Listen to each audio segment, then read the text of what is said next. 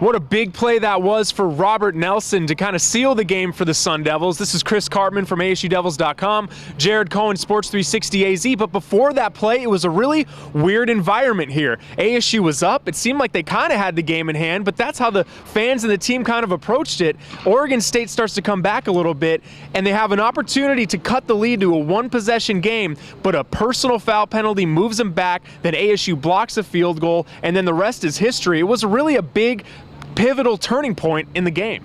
Yeah, those were the two big moments. Robert Nelson sealed it, of course, but before that, Oregon State had all the momentum. The crowd wasn't really energized. It seemed like everyone took it as a foregone conclusion that ASU was going to win the game. And then 4th and 2, they had a chip shot field goal. Instead, it's like 4th and 21. The 47-yarder gets blocked, and that sort of changed the tide. And ASU, fortunately, was able to overcome some really shaky offense through the large part of the game. But to get to the more positive side, ASU does win the game. They're in position now to do some big things, and we'll get to that in a second. But Robert Nelson has 5 interceptions now in 5 games, 2 of them tonight. He is playing at a high level right now. He's really turned it up, and the ASU coaches all along have said that he's probably the best physical tool, cover corner that they have. He's just had some breakdowns in zone coverage at times, but I think mentally he's taken his game to a different level. He was really dialed in. That pick 6 obviously sealed the game, put ASU up by 3 scores with 5 or 6 minutes left to go. He gave all the credit to the rest of the defense, trying to be humble. Sean Mannion threw 4 interceptions tonight. He had 6 coming into the game in the whole season. So clearly ASU's defense did something right. And Todd Graham said they didn't really pressure that much. They just kind of sat back and let their secondary make plays, and it worked. A little bit of drama on the sidelines before it ended. Carl Bradford gets benched for the rest of the game in the second half. There was an altercation on the sideline. What can you tell us about what went on and what this could lead to going into arguably the biggest week that this program has had in quite some time?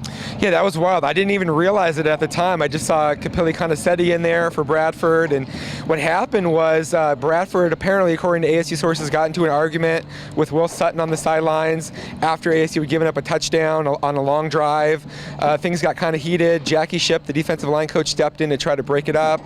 And then it kind of devolved, and then it ended up with Bradford yelling at Graham because he was upset at Sutton, not necessarily upset at Graham. And at least that's what ASU sources are saying about it. And Graham said there's accountability. You know, if that stuff happens, you're not going to play. And I think it said a lot, the fact that he benched probably one of his best players in a situation where they still hadn't sealed the game. It just shows that he puts the rules over, an individual. And finally, Chris, we mentioned a huge week ahead, UCLA and Pasadena next week. They could seal the Pac-12 South with a win. How big and what are you expecting from this team in a week of preparation going into? When was the last time they had a game like this? Yeah, easily the biggest game that we've seen since at least 2007 when ASU ran off the 7 straight wins. Probably even if you want to go back before then to the Rose Bowl season in '96. ASU's never really been in a position like this. It's now at a situation where they are the overwhelming favorite. Even if they lost to UCLA, if UCLA ended up losing to USC, they still would go. So they're in the driver's seat, but they don't want to worry about that. They want to take care of business, of course. And if they beat UCLA in the Rose Bowl, they're going to the Pac-12 championship game. And there's all these other implications. Stanford lost to USC, so the Pac-12 is kind of crazy. And at the end of the season, they control their own destiny. And with Stanford losing to USC, crazy things could happen, and ASU could end up hosting a Pac-12 championship game here. And they've played pretty well here. Yeah, imagine that. If Oregon lost to Oregon State or U of A, who they have next? U of A, then ASU wins out. ASU's hosting a Pac-12 championship, so it's an outside shot. It's looking like ASU's probably going to end up going up there to play at Eugene in the Pac-12 championship. That'd be an amazing thing, but obviously first they have to take care of business against the Bruins next week. A lot to cover in the coming weeks, so make sure you stick with ASUDevils.com and Sports 360 AZ. Big weeks ahead for ASU as they close out their football season.